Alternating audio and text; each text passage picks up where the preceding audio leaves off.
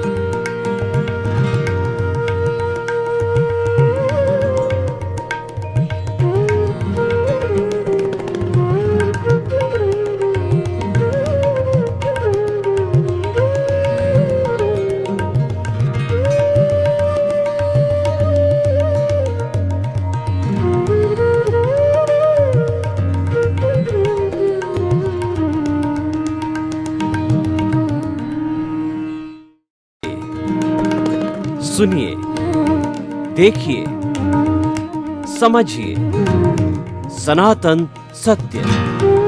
जैसी दृष्टि वैसी सृष्टि, दृष्टि विज्ञान। कुदरत, कुदरती रचना एवं कुदरत के कानून से शाश्वत सुख की प्राप्ति। जोधपुर के परम पूज्य महात्मा उपासक प्रोफेसर डॉक्टर सोहन राज तातेड़ के निर्देशन में सनातन सत्य। जैसी दृष्टि वैसी सृष्टि, दृष्टि विज्ञान।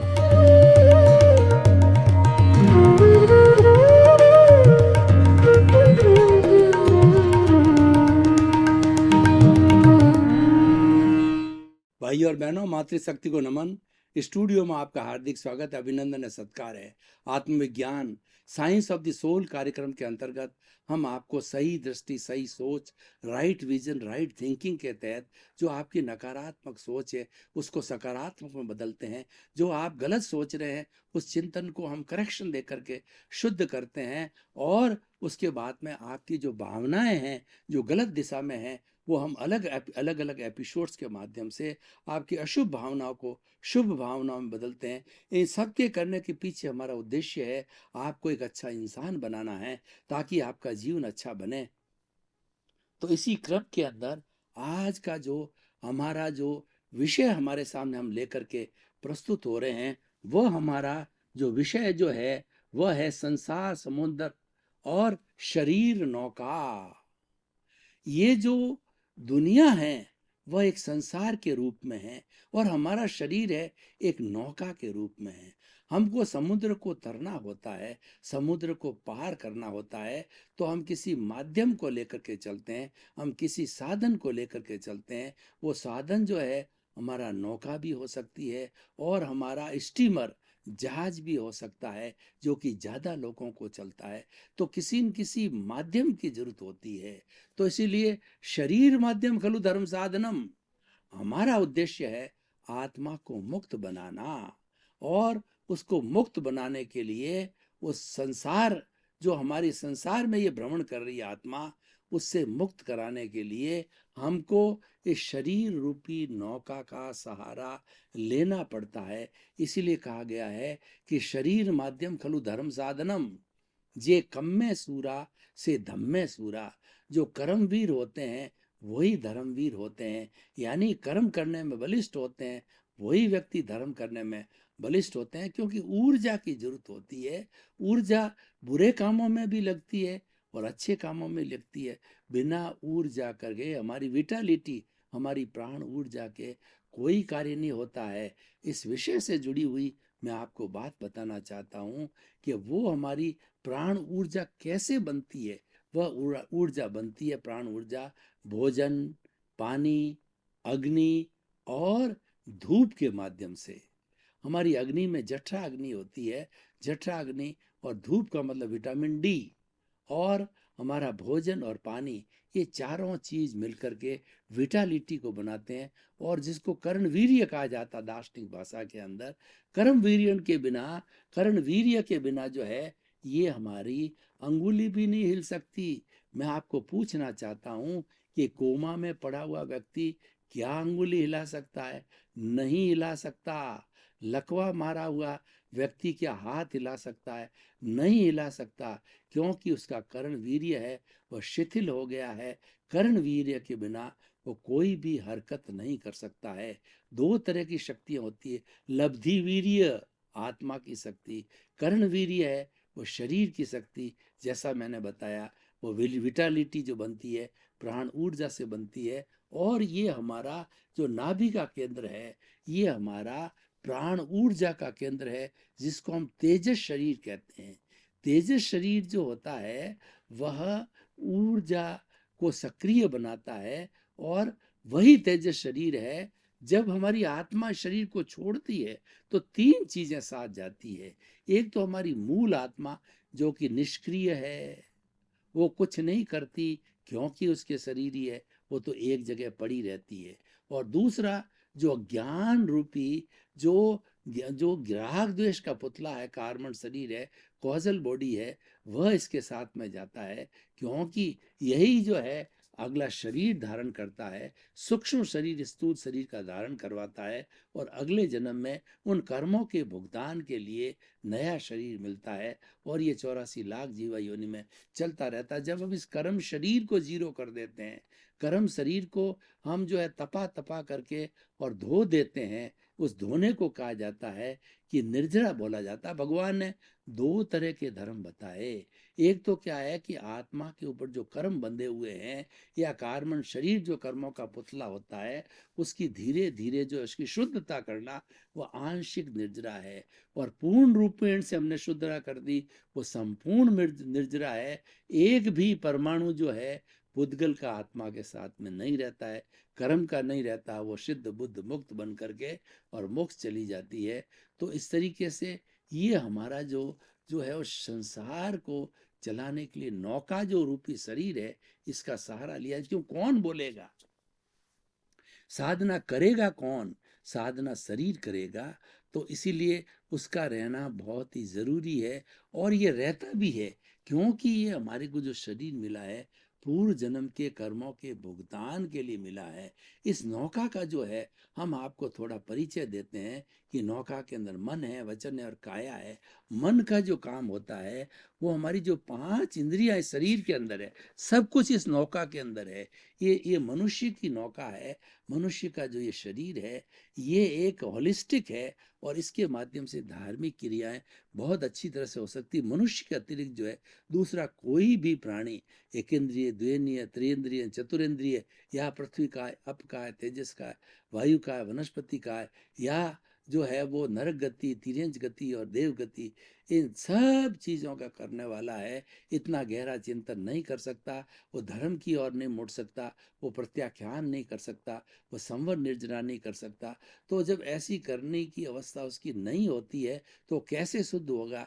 और सब कर्मों को खपाना मतलब शुद्धता को प्राप्त करना है, संपूर्ण निर्जरा को प्राप्त करना है, और वह संवर के माध्यम से होती है। तो व्यक्ति, ऐसा ऐसा व्यक्ति मनुष्य ही है, वही मुक्त हो सकता है। इसीलिए हमने जो विषय लिया है कि संसार को तरने के लिए शरीर रूपी, संसार एक समुंदर है, उसको तरने के लिए शरीर रूपी नौका की आवश्यकता है। क्योंकि शरीर एक हमारा मंदिर है और इसके भीतर प्रभु बैठा है, और प्रभु मूल स्वरूप से तो एकदम शुद्ध है, 100% 24 कैरेट का सोना है। वो जो है शुद्ध अवस्था में है और वो मुक्त अवस्था में है, लेकिन उसकी प्रेजेंस है, उसकी उसको वो बंधा हुआ है।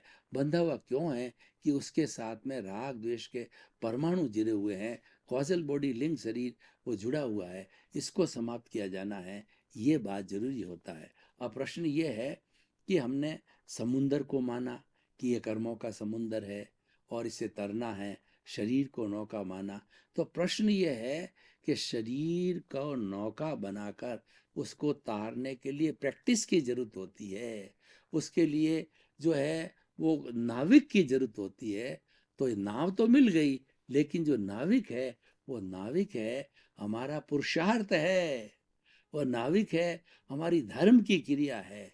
हमारा जो कुल धर्म है वह जो है हमारे पुण्य एकत्रित कराता है, और जो आत्म धर्म है उसमें पुण्य एकत्रित नहीं होता है, उसमें उसको हम यथार्थ पुरुषार्थ कहते हैं, और कुल धर्म को हम रिलेटिव पुरुषार्थ कहते हैं। रिलेटिव पुरुषार्थ भी अच्छा है, क्योंकि बुरी भावना से शुभ भावना अच्छी है, लेकिन पुण्य का बंध साथ में होने से इसको पुण्य को काटने के लिए अतिरिक्त समय और लगाना पड़ेगा। जो कोई भी फास्ट गति से मुक्ति चाहता है, सिमंदर स्वामी के चरणों के अंदर हाजिर होना चाहता है जल्दी, और सिद्ध बुद्ध मुक्त बनना चाहता है, क्योंकि हमारे भरत क्षेत्र के अंदर तो जम्बू स्वामी ने जो है वो मोक्ष के ताले लगा दिए। जम्बू स्वामी अंतिम हुए, केवली हुए हैं। केवल ज्ञान उसके बाद के अंदर भुवन भास्कर केवल ज्ञान जो है वो उदय होना बंद हो गया, और ये बहुत तीसरा आरा जब आगे आएगा तो उसके अंत के अंदर प्रथम तीर्थंकर फिर पैदा होंगे। तो भाइयों और बहनों, हम क्या कहना चाहते हैं कि जो है समुद्र, जो है संसार रूपी समुद्र को तरने के लिए शरीर रूपी नौका की आवश्यकता है। तो जिसने इस शरीर को समझ लिया उसने आत्म तत्व को समझ लिया। तो इस शरीर को समझना हमारा बहुत जरूरी है। शरीर के अंदर दो तरह की चीजें एक साथ काम करती है, एक तो जड़ पदार्थ है और एक चेतन पदार्थ है। चेतन पदार्थ तो इसकी हाजिरी जो आत्मा की हमने बात कही, जिसको जीव भी कहा जाता है, हमारे धार्मिक ग्रंथों ने इसके 23 नाम दिए हैं। तो वह इसमें रहता है, और साथ साथ में इसमें जो भुगतान होना है, यानी जो पिछले जन्म के अंदर हमने जैसे भाव डाले, जैसे कॉजेज डाले, न डाले तो अच्छी बात है कि बर्फ की शिला की तरह जो है हमारा जो ये राग द्वेष है वो धीरे धीरे ऑटोमेटिकली पिघल करके समाप्त हो जाएगा, और नए कर्मों का बंधन नहीं होता है। लेकिन अगर कोई भी जीवात्मा है तो वो कर्मों को करती जाएगी, क्योंकि उसके पास ज्ञान नहीं है। ज्ञान के बिना जो है वह फिर नए जो है राग द्वेष को खड़ा करेगी, और ये राग द्वेष की श्रृंखला है जीवात्मा के रूप में जो है चलती रहती है। लेकिन जब अंतरात्मा बना देते हैं ज्ञानी पुरुष, हमारे पूर्व जन्म के कर्मों के उदय के साथ ये मनुष्य ही ज्ञानी हो सकता है, दूसरा कोई प्राणी ज्ञानी नहीं हो सकता है। सदगुरु मिल जाते हैं, ज्ञानी मिल जाते हैं, तो हमें वो शक्ति परीक्षण करके और हमारे भीतर जो आत्म तत्व की, यानी हमें वो मैं और मेरा में से मेरा पद से हटा करके मैं पद पर बिठा देता है। नो ऑनरशिप, नो डूअरशिप, वो समाप्त कर देता है कि द्रव्य कर्म, भाव कर्म, नौ कर्म, मन वचन काया तथा मेरे नाम की सर्वमाया आप प्रकट परमात्मा प्रभु के सुचरणों में समर्पित करता। हम जो है उसकी मालिकिन हक छोड़ देते हैं। हम जो है कर्ता भाव छोड़ देते हैं कि मैं कर्ता हो ही नहीं सकता। कर्ता तो व्यवस्थित शक्ति है, साइंटिफिक सर्कमस्टेंशियल एविडेंसेज है, और वह कार्य जो है कैसे करती है कि कोई व्यक्ति का जैसा उपादान होता है उसी उपादान के अनुरूप जो है वह वो व्यक्ति को निमित्त बना करके जड़ को निमित्त बना खड़ा कर देती है, फिर उनका लेन देन क्लियर हो जाता है।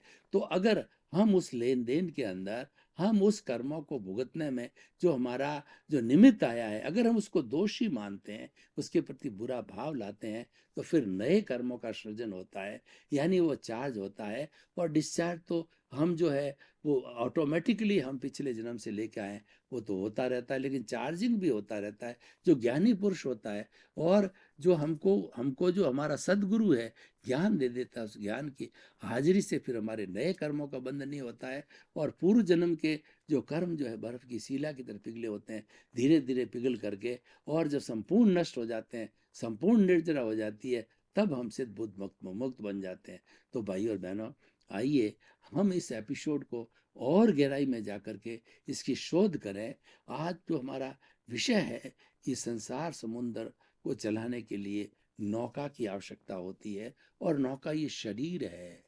ये अपना ही नहीं, हर प्राणी का अपना अपना शरीर होता है, और हर प्राणी को जो शरीर मिला है वो पूर्व कर कर्मों के भुगतान के लिए मिले। इसकी बड़ी कैसी विचित्र अवस्था है, मैं ये बताना चाहता हूँ कर्मों की बात को कि इस जन्म के अंदर मैं सोहन राज जो के रूप के अंदर, मेरे मन वचन काया के रूप के अंदर, पूर्व जन्म जो मोहन राज था उस व्यक्ति के द्वारा जैसे जैसे भाव डाले गए, जैसे जैसे कर्म बीज डाले गए, उस कर्म बीज के अनुरूप जो है मैं कर्म फल भुगतता रहा हूँ। जो भाव कर्म थे वो द्रव्य कर्म में बदल गए और मैं भुगतता जा रहा हूँ। अब देखिए कि मैंने भी अगर ज्ञान को हाजिर किया है, ज्ञान को अप्लाई करता रहता हूँ, प्रायश्चित करता हूँ, सामायिक आलोचना प्रतिक्रमण प्रत्याख्यान करता हूँ, तो उससे करेक्शन मिलता रहता है, तो नए कर्मों का बंध नहीं होता है, यानी नए कॉजेज नहीं पड़ते हैं। तो फिर जो है हमारा नए भाव लिमिटेड हो जाते हैं, क्योंकि पूर्व जन्म का व्यवहार हम करके आए हैं, पूर्व जन्म में लोगों के साथ जैसे जैसे दोष करके आए हैं, उसका तो एक एक पाई का हिसाब हमें चुकाना पड़ेगा। उस हिसाब को चुकाने के लिए हमारा आयुष्य कर्म होता है, वो सबसे अंतिम में समाप्त होता है। उसके पहले पहले जो है हम अपना भुगतान करते हैं। इसीलिए हमें चिंतन करना चाहिए कि कोई व्यक्ति को कुदरत ने हमारे सामने जो है हमारा भुगतान कराने के लिए भेजा है, तो हम उसको निमित्त मात्र माने, हम उसको दोषी न माने, उसके प्रति बुरा भाव न डालें।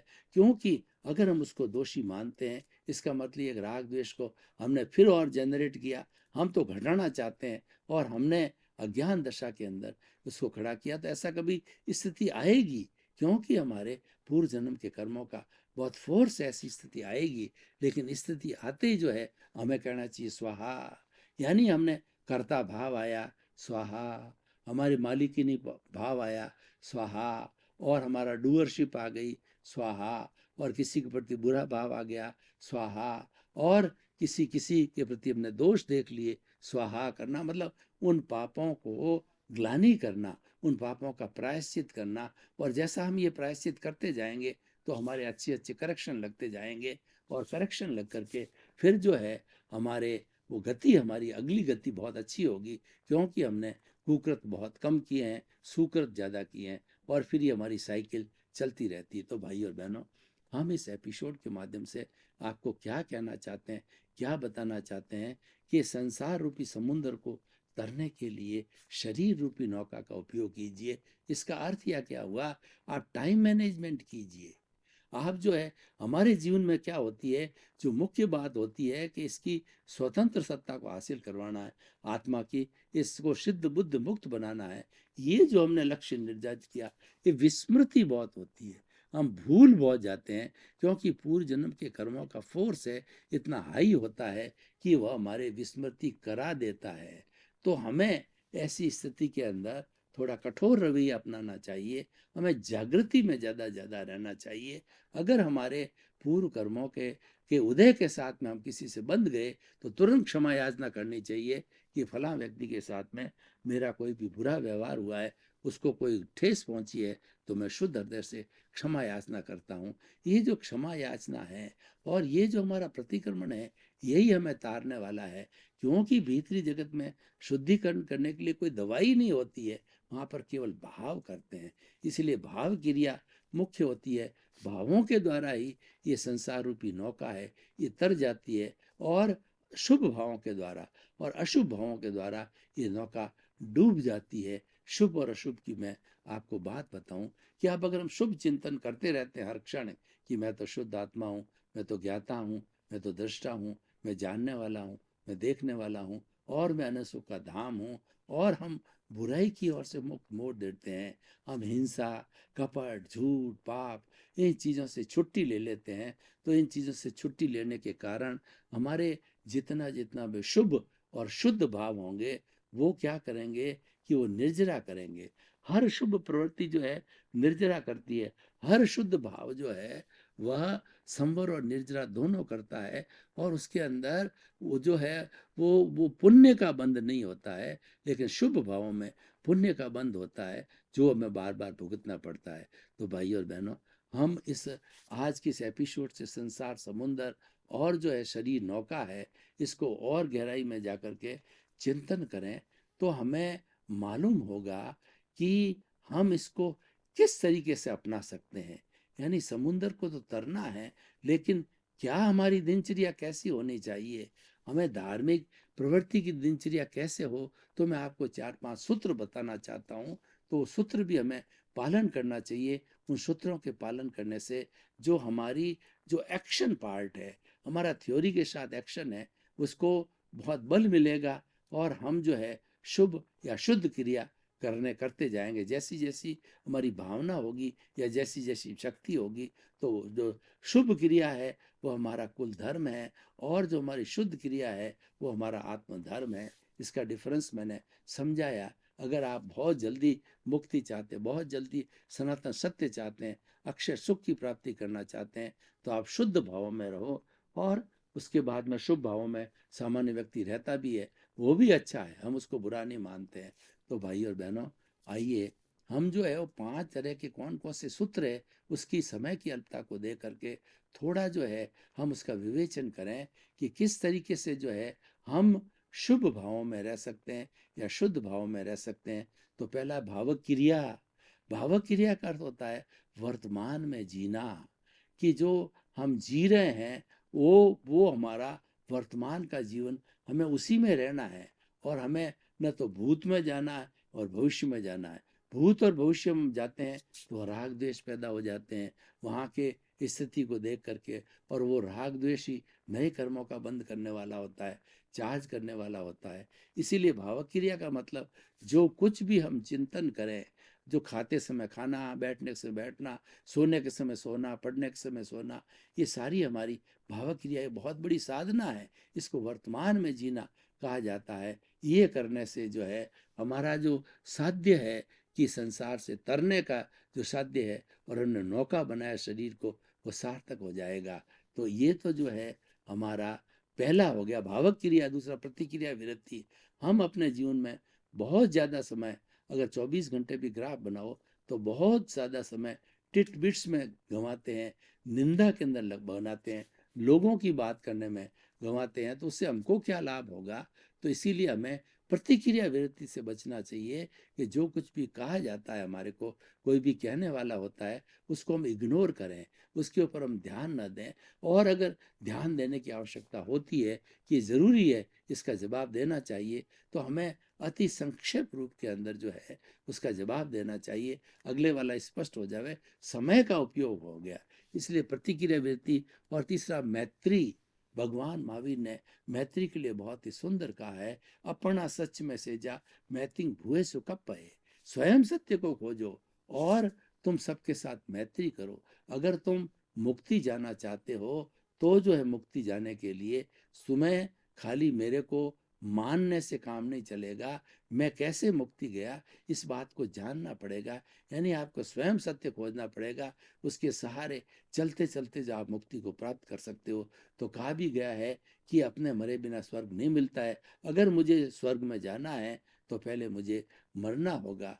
तो मरने होने का अर्थ ये है कि जो है हमें जो है उससे जो है हमें उसके जो हमें जाने के लिए उसके साथ में ये ऐसा रखना पड़ेगा। तो भाई और बहनों, हम निष्कर्ष की बात के अंदर जो तीसरा सूत्र मैत्री, हमें हर प्राणी के साथ मैत्री करना चाहिए, चिंतन करना चाहिए।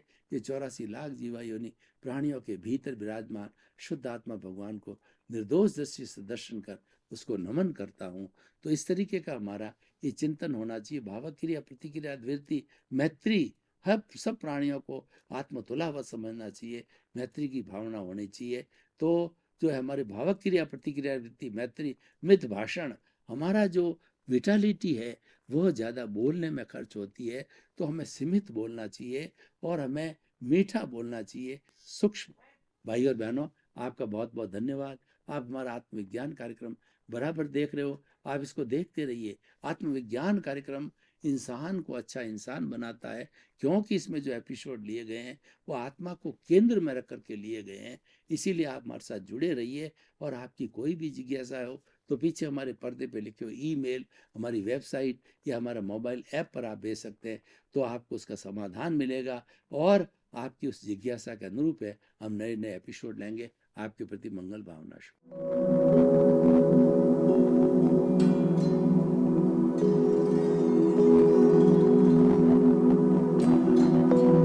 एक ऐसा अंतर्राष्ट्रीय ख्याति प्राप्त मानव जो गुरु प्रेरणा से पिछले 20 वर्षों से वानप्रस्थ जीवन जीते हुए 24 घंटे मानवता की सेवा में संलग्न है। एक ऐसा मानव जो अभी राष्ट्रीय, अंतर्राष्ट्रीय टीवी चैनलों पर 7,500 एपिसोड के माध्यम से सनातन सत्य, आत्मविज्ञान एवं पुनरुत्थान, व्यवहार एवं निश्चय जगत के जीवनोपयोगी विषयों पर हृदय स्पर्शी प्रवचन कर चुका है। उस मानव का नाम है महात्मा उपासक प्रोफेसर डॉक्टर सोहन राज तातेड़। प्रोफेसर तातेड़ द्वारा योग, दर्शन, शिक्षा विषयों पर रचित पीएचडी स्तर के 250 शोध ग्रंथ भारत के 100 प्रतिष्ठित विश्वविद्यालयों में शोधार्थी पढ़ रहे हैं तथा वे सभी शोध ग्रंथ वहां की सेंट्रल लाइब्रेरियों में उपलब्ध हैं। महात्मा सोहन राज ने अभी तक हजारों स्कूलों, कॉलेजों, विश्वविद्यालयों एवं संस्थाओं में सेमिनार, वर्कशॉप, कैंप लगाकर लाखों विद्यार्थियों को योग, दर्शन, शिक्षा का प्रशिक्षण देकर उन्हें सुसंस्कारित किया। डॉक्टर तातेड़ ने भारतीय संस्कृति उत्थान के 4000 से अधिक समसामयिक विषयों पर आर्टिकल लिखकर ऑनलाइन जर्नल, पत्रिकाओं, वेबसाइट्स पर प्रकाशित किया, जिसका उपयोग लाखों पाठक कर रहे हैं। उपासक तातेड़ के 5000 से अधिक आज का सुविचार, आज का शुभ संदेश, आज का मंगल भावना योग आदि चिंतन websites, Twitter, blogger, Facebook, YouTube माध्यमों से लाखों लोग अपना जीवन निर्माण कर रहे हैं।